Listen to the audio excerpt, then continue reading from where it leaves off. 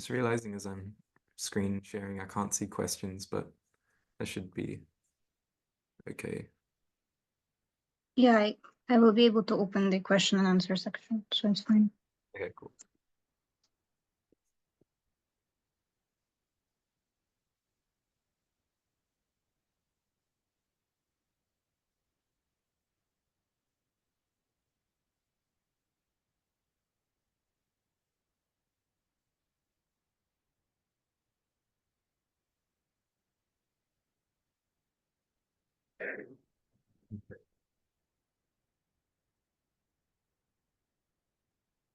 Should we get started perhaps?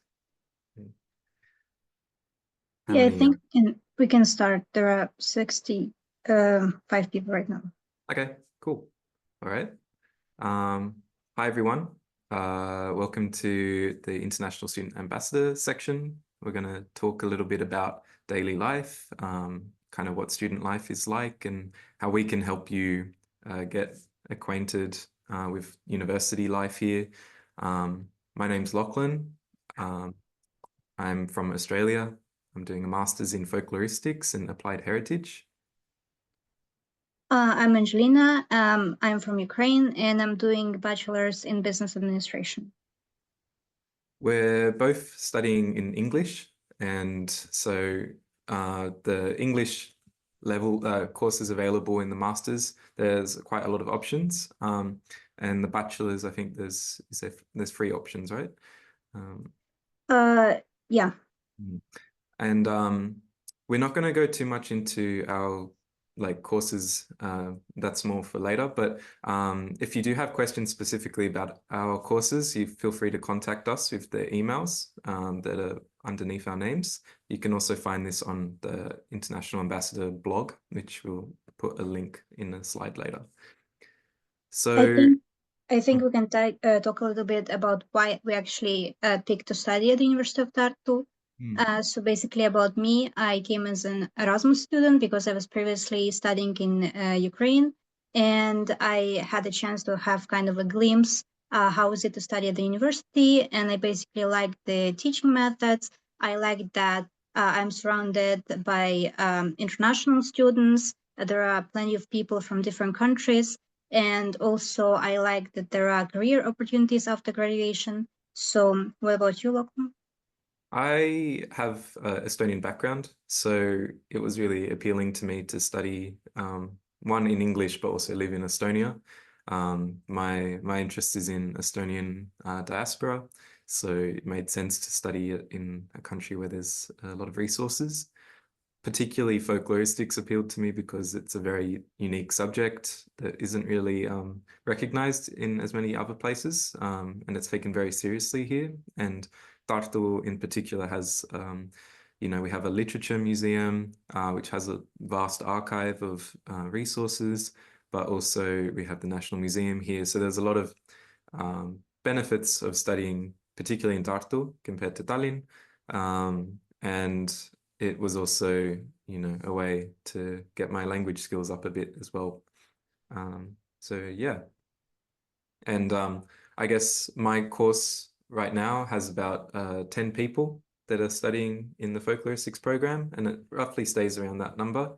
But it's a very diverse group. So there's people from America, Finland, China, India. So it's a really multicultural program. Yeah. So this is our 2024-25 team. So we have 12 of us that are ambassadors.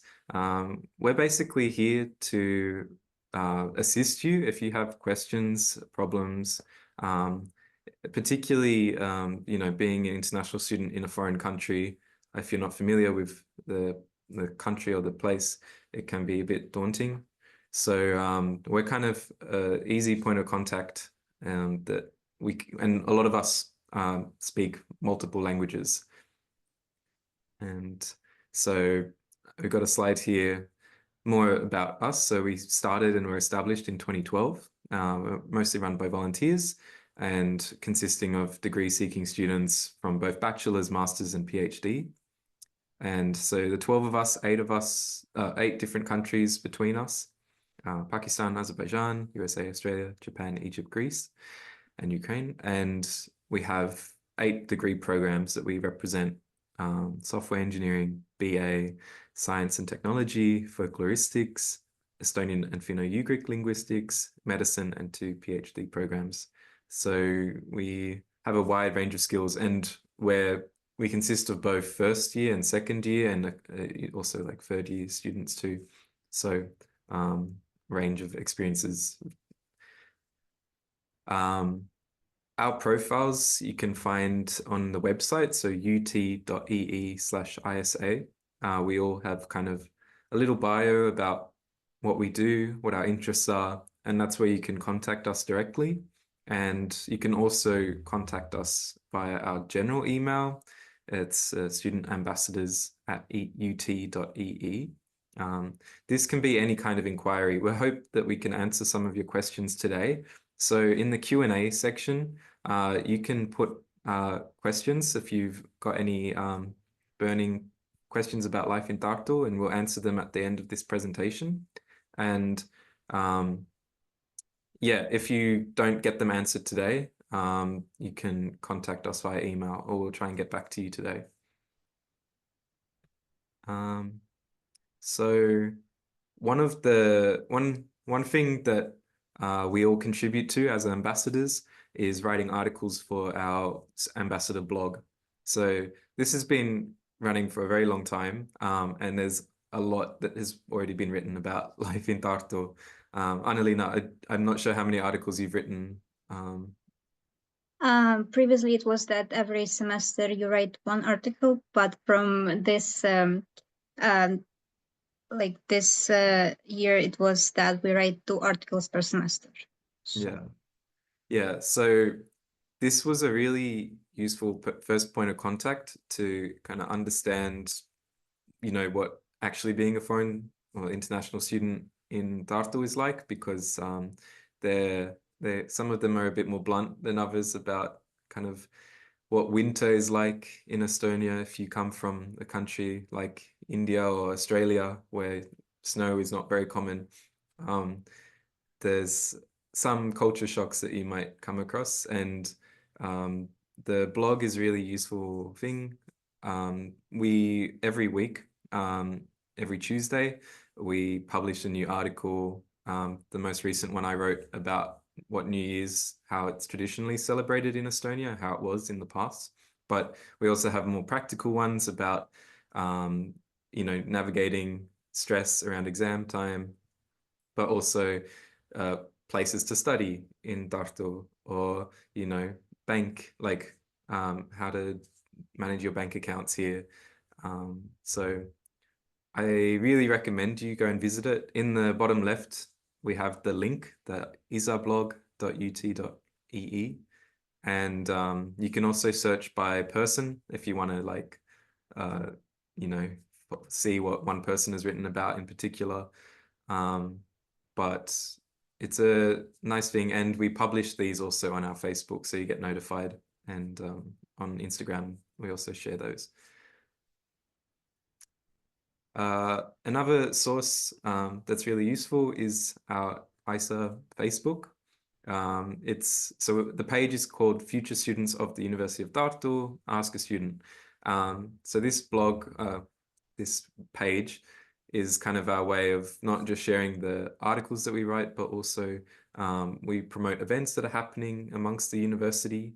So any kind of tips, maybe something exciting is happening, like the anniversary of the university's foundation and founding.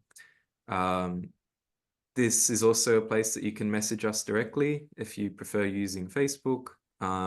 You can message our chat, and we can also get to you through there. The Facebook is UT Ambassadors as well in the bottom left. And yeah, we also occasionally cross-post to other pages as well. Next slide. Where is it? Okay.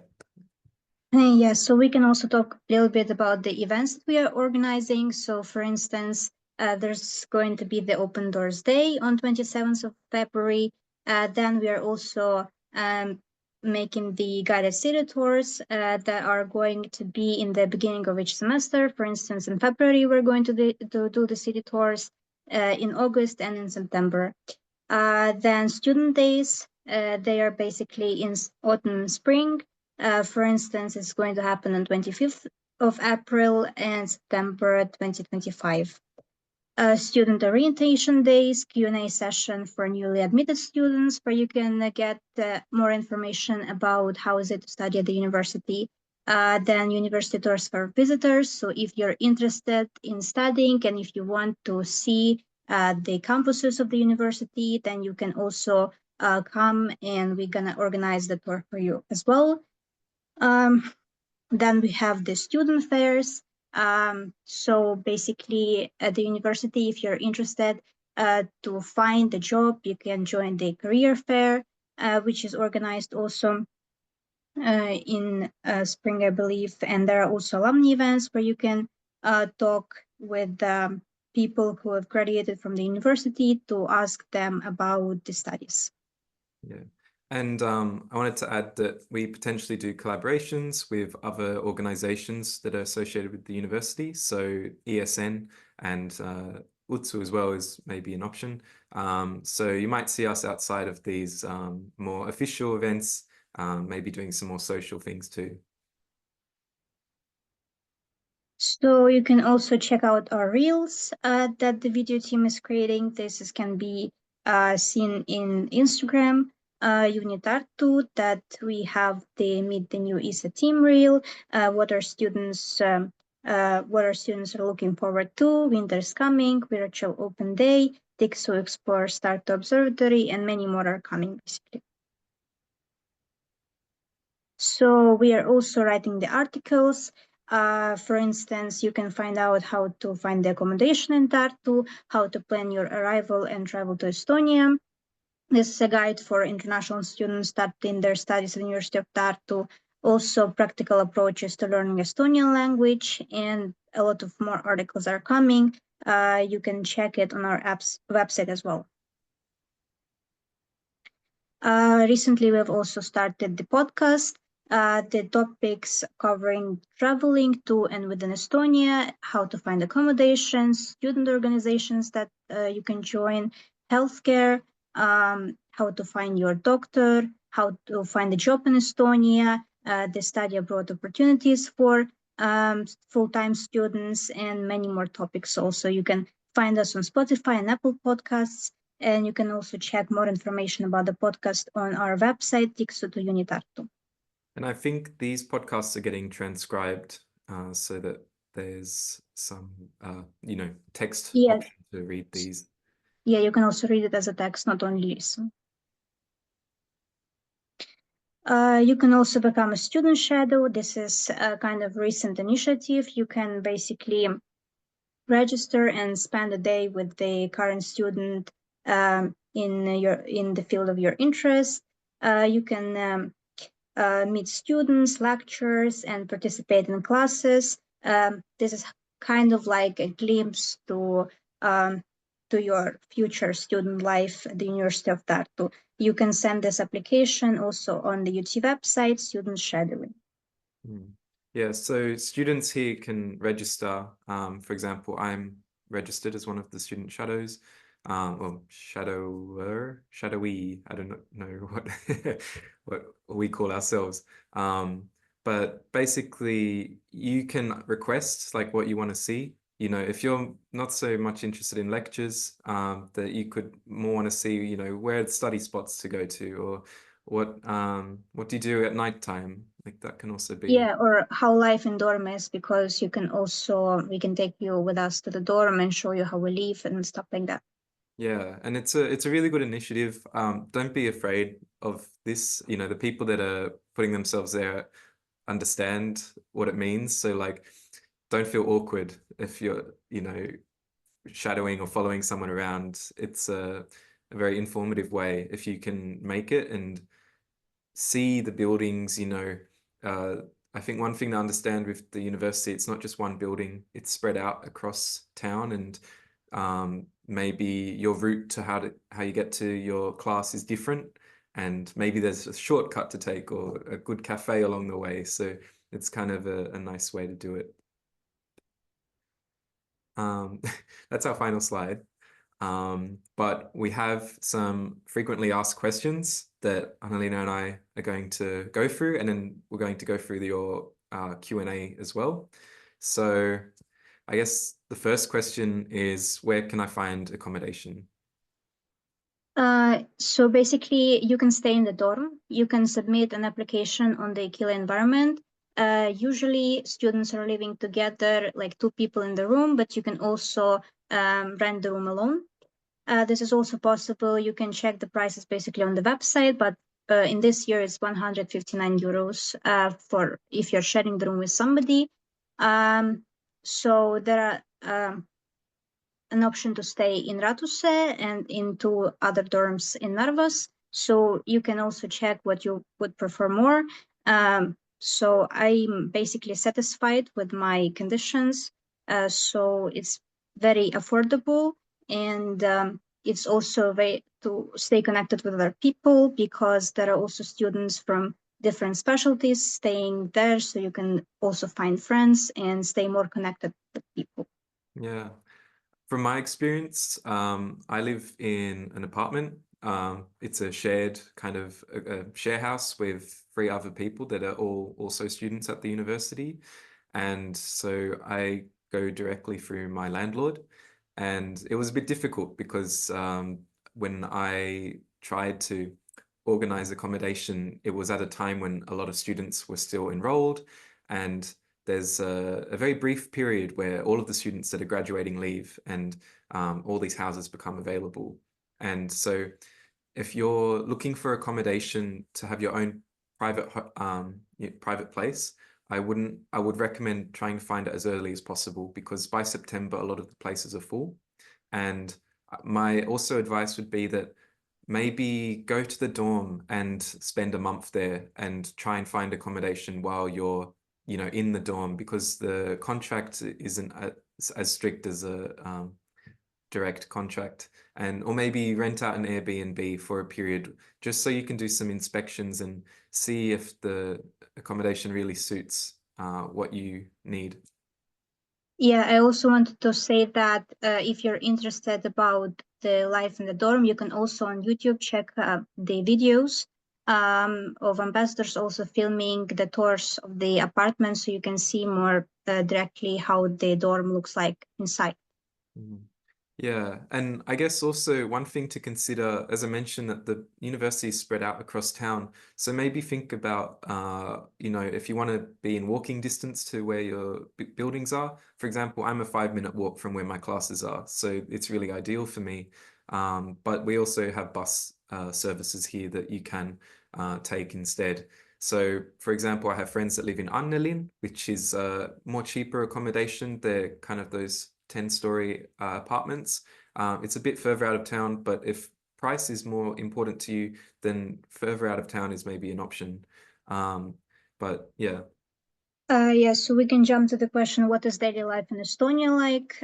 Food, social activities, groceries. So I can start. So basically, I live in the dorm, and the stores are also like 5 minutes walk from my place of living. So this is also pretty convenient if you want to eat something during, for instance, in the evening and it's dark, and you can basically quickly walk to the store and grab the food. It's also very convenient. And I would say that if you're interested in social activities, you can check the Facebook events section. So you can see what are different events organized in the city. So it's also kind of like a quick way to kind of find something fun to do. Mhm. Yeah, I guess my experience, I've been to Estonia before, and coming this year, or 2024, that was the cultural capital, so there was a lot of things happening. But one thing I think to keep in mind is that the seasons really affect what you do and how you live your life. Because right now, it's kind of snowy, but it's starting to rain. This might make you a bit more of an introvert, and there are still events happening. It really depends on how motivated you are to, like, meet new people. the ESN network of Erasmus Student Network. They host events, karaoke, bingo, all that kind of stuff, or even dancing nights. I go to like social folk dancing nights. I would recommend you joining some of the Estonian, or like there's a Foreigners in Estonia, or in Foreigners in Tartu Facebook group, which is really useful. There's a lot of questions that get answered there too, but a lot of events get cross-promoted there. But also there's some local Facebook groups that are in Estonian, but you can translate it through Facebook. And oh, one thing to note, Facebook is very popular in Estonia. And Wikipedia also, for some reason. Every Estonian has a Wikipedia page, which is very unique. But there's a lot of places to find out what's happening. In terms of food, spice is non-existent here. I think paprika is your best bet. The Estonian palate is very mild. And I think there's stereotypes about Estonians being introverts, but Estonians often like to meet new people when they're out drinking. And so if you come from a country where drinking isn't very common, that might be a cultural shock, but that's often a good way to meet people because that's something very social they do here. Yes, so speaking about the next question, what is the day in life as a UT student like? I think mostly if you're studying, it's kind of like your classes, and after the classes, you come and do the group projects. And it's also like you also go out with your group mates frequently, so you're surrounded by people, and it's very cool that you can find the places to stay with your friends also after the studies, and you're not feeling alone. This is Yeah, important. I think it really depends on how much you want to take on board. You could overload if you take too many credits.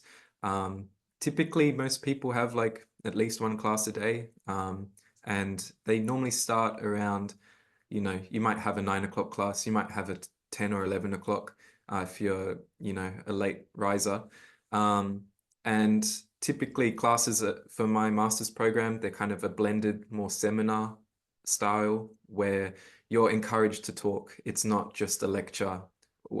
There's often you're invited to participate in the class, and it's part of your marking as well, that your participation is noted in the class. So if you're one that just wants to be online and not say much, you might have to consider what classes you take, because there are classes that are online only, such as language classes. For those people who aren't confident speaking but just want to learn, those are options that you might want to take. But yeah, I think that goes to the next question about, is Estonian language important? I think I from Yeah. Yeah, I think from my perspective, this is important. And it's kind of like if you're planning to stay here for longer, you might need it maybe for your career. So I think that it's also pretty convenient in the university because you can take various courses are offered every semester, so you can take the course. And also in my blog post, two of my blog posts are dedicated to Estonian language. So I describe my experience studying Estonian language at the University of Tartu, and this is very engaging and practical. And I just recently finished my A2 course, and I'm thinking about taking B1. And this is actually a difficult language, but I enjoy learning, and I think that it might be beneficial in the future also to use it. Yeah, I've spoken Estonian since for 27 years. I still haven't learnt it. It is not, do not expect to get to a C2 level at any time soon. That's just the reality of it, but don't be afraid of taking it. The reality is most Estonians speak English. I think it's nearly 60% or 70% of particularly young people.